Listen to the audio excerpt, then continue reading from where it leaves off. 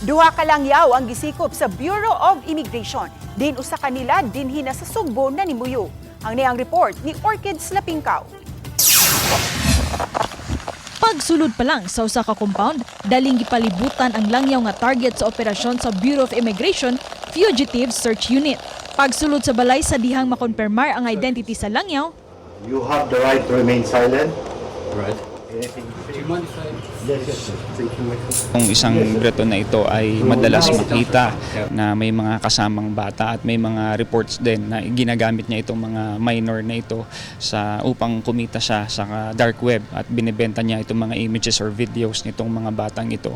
laing langyaw nga usa ka US national ang gidakop sa gawas sa usa ka restaurant sa Pangasinan.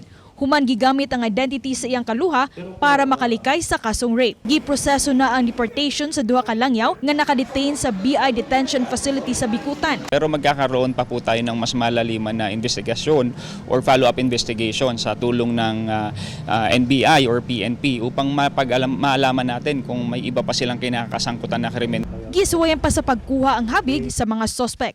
Oba ni Clans Gabutin o ni Rod Prado, ako si Orchid Slapingkaw, Balitang Bisdak.